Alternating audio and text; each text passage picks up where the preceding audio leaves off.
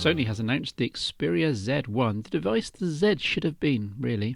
The edges are more rounded, phew. The build is better with metal frame, phew. The screen's far better tech, Triluminos, phew.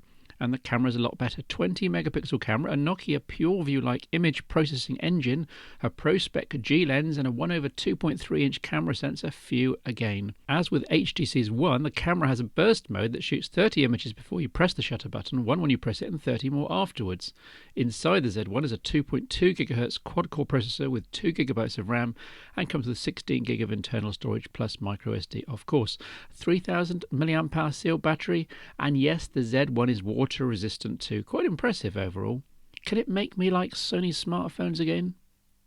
Having settled the issue of whether the Note family is a phone at all, Samsung has announced the Galaxy Note 3 with a larger 5.7-inch, now full 1080p display, yet somehow it has managed to make the device slightly smaller and thinner overall.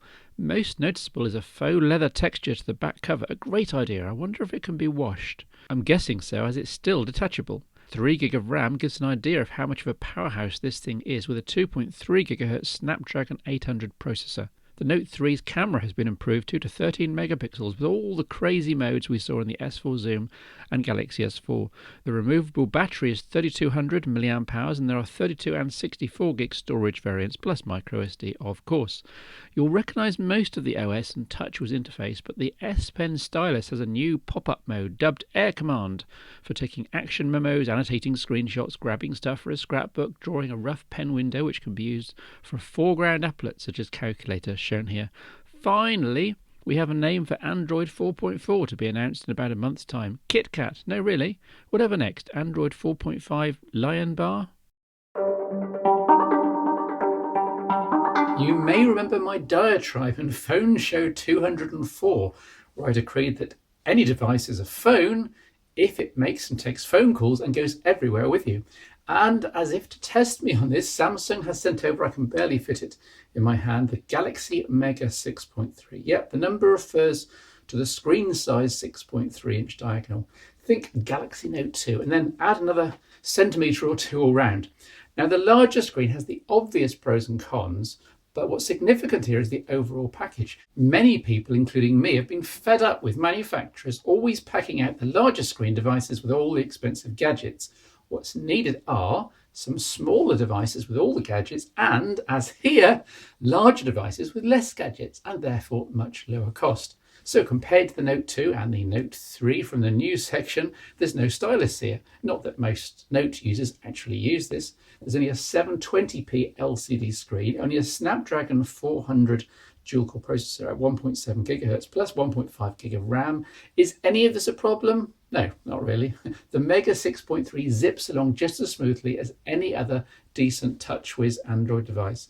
Plus, you have to look very, very closely to be annoyed by the 233 dots per inch resolution. It's absolutely not an issue for me. So, compromises and cuts compared to Samsung's A game, but how far has the company been able to reduce the price?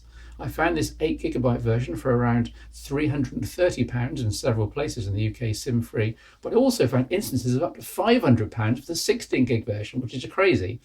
My gut feel is that the Mega 6.3 will settle after the initial rush at about £300 for the 8GB and £350 for the 16GB variant, at which point I'll declare it good value. So, a 6.3-inch screen, who is going to buy this? It's so tempting to say no one. But then I started playing top-notch games and watching downloaded movies and Netflix on the Mega 6.3, and I can absolutely see a use case for this thing. Admittedly, you have to crank the screen brightness up to max, and Wi-Fi helps unless you're in a good LTE area and you've got an all-you-can-eat plan. But as a miniature tablet, which is also your main phone, note I didn't use the P word here, the Mega 6.3 takes some beating, especially if you acquire one at a sensible price. As ever, the biggest issue will be carrying the Mega in all weathers, all outfits, and on all modes of transport. Yes, the 6.3 fits in a jeans pocket, but it gets in the way every time you sit down or even walk vigorously. And it's too big for a belt holster, so you have to squeeze it in the jacket pocket, but then you take the jacket off and you're stuffed again. As with the Note and Note 2, maybe ladies will again be the biggest market for these Samsung devices. They can usually slip it into their handbag or purse. It's only 7mm thick, amazingly. The build quality and finish is typical Samsung, decently solid, but shiny plastic that loves collecting fingerprints. Under the removable giant back cover is an equally giant battery rated at 3,200 milliamp hours. The big LCD backlight eats through this faster than you might think. We're still only talking a day of life between charges. There's also a closer look at the loudspeaker here and a neat micro SIM and a micro SD card dual layer slot, of which only the storage bit can be hot swapped. The loudspeaker is particularly interesting. You all know how much I prize decent speaker performance, not least because with games and media consumption high on the priority list for a Mega 6.3 owner, there's a high chance that a great speaker will be needed.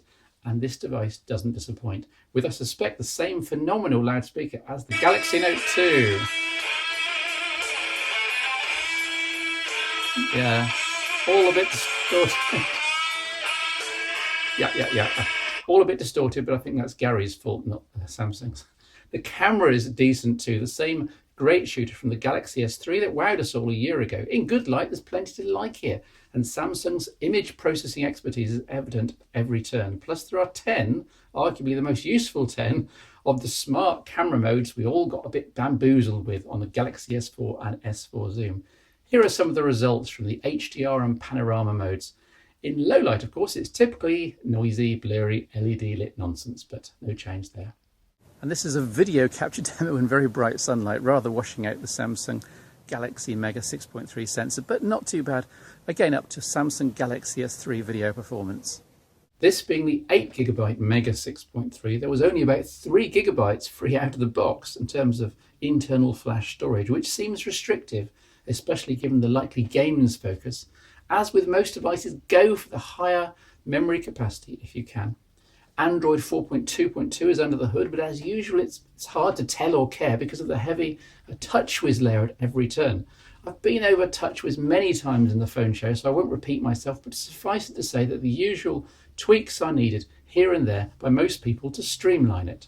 The much vaunted split screen system that's all a little fiddly on the Galaxy S4 and S3 is dramatically more useful on the 6.3-inch screen Mega.